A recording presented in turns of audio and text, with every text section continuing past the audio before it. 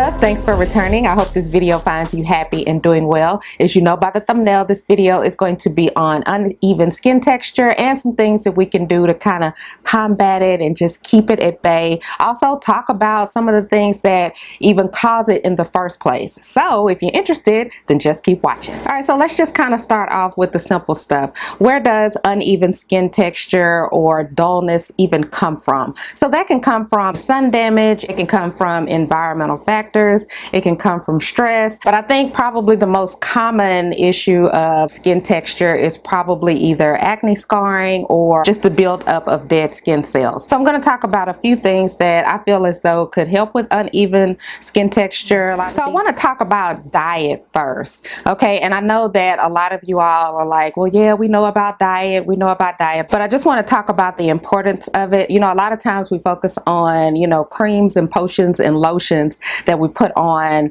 the outside of our body, but I believe that what we put on the inside of our body works just as good, if not better, than what we apply topically on our skin. So I'm sure many of you already know that free radicals are a culprit in causing a lot of disruption in our body as well as on our skin. So with that being said, we want to incorporate a lot of antioxidants. So just like we talk about adding skincare that has antioxidants, we want to add foods that have antioxidants to help improve our skin. And of course that would include berries, light colored fruits and vegetables. And as many of you all know, fish also is very good for the skin because it is rich in omega-3 fatty acids. So that's just something to think about when you're looking at your skin. The second one that is very important that a lot of people may or may not realize is exercise. Now, exercising, you know, of course we want to exercise to help us lose weight,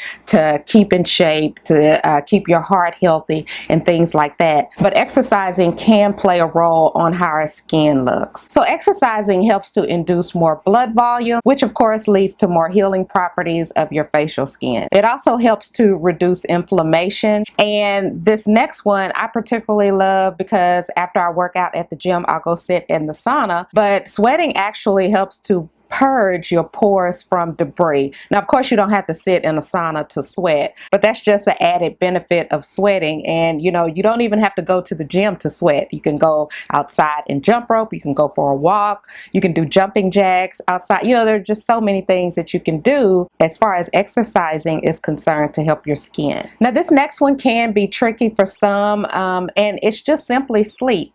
If you're able to get enough sleep, because if you're not getting enough sleep, that just puts stress on your body, and of course stress can wreak havoc on your skin. And as many of you all know, while you're sleeping, that's when your skin repairs itself and recovers from the daily stress. So just remember, getting enough sleep is imperative to how quickly you will age. So if you can get enough rest, it's going to slow down on the aging process, it's going to help with the healing process and help with your overall skin texture. All right, so now we're going to hop into the fun part, and this is the part that I always love talking about, and we're going to talk about exfoliating the skin. There's so many ways, so many products that you can exfoliate the skin, and it's very important to do that because without exfoliating is you'll get layer upon layer of dead skin cells. So there's chemical exfoliating and there's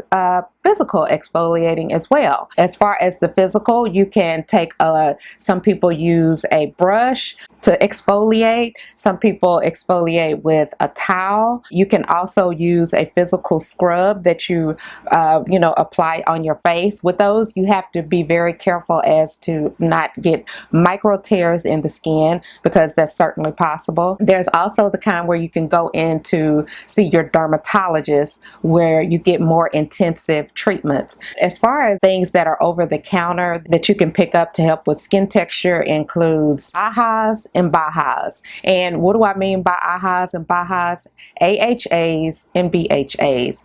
And those consist of glycolic acids, lactic acids, salicylic acids. And what those will do is you apply them on your face and they will gently break away the dead skin cells. And what it's going to do is over time time, it's going to leave you with a more even, beautiful skin texture. So I'm really not going to get in the different types of AHAs and BHAs in this video, but just know that there are so many of them out there, and exfoliating is just another way that you can help improve your skin texture. And the next one I want to talk about is hydrating with the appropriate moisturizer. You always want to pick a moisturizer that is going to balance your skin's sebum production. And remember that if you have oily skin, that doesn't mean that you skip on moisturizing your skin. If you have super oily skin, it may mean that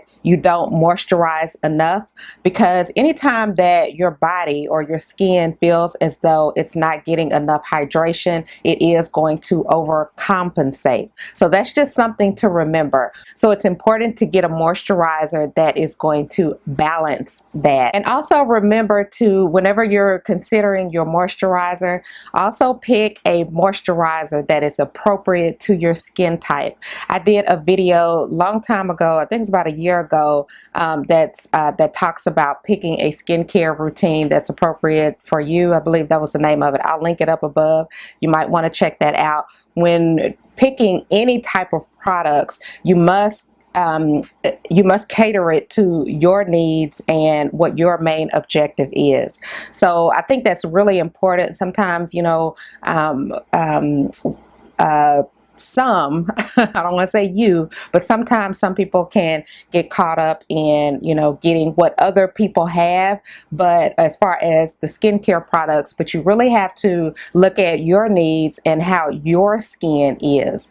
And that's the only way that you're going to come up with a skincare routine that's going to address your needs, your concerns, just the whole gamut. You must look at it, it must be individualized. And then the next one is hydrating yourself from within. Okay, we all know that water helps flush away toxins.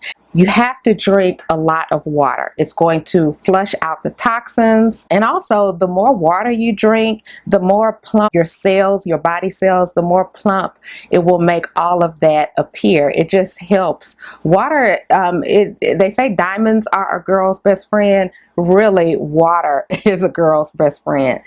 No matter what your age, you know, we all have to drink lots of water. And the last one that I want to talk about, which probably should have been the first one, but I think all of these are equally as important, and sun damage. We must protect ourselves with sun damage. We must use some type of sun protection when we're going out there, because sun damage throughout our life has a cumulative effect on destroying the collagen in our skin, as well as the elastin that makes up the connective tissues in our skin. So if you don't use some type of sunscreen or something to protect your skin, it pretty much negates all of the exercise, the water, the skincare, all of that does not matter if we're going to go out into the sun and it just destroys it all. It's counterproductive.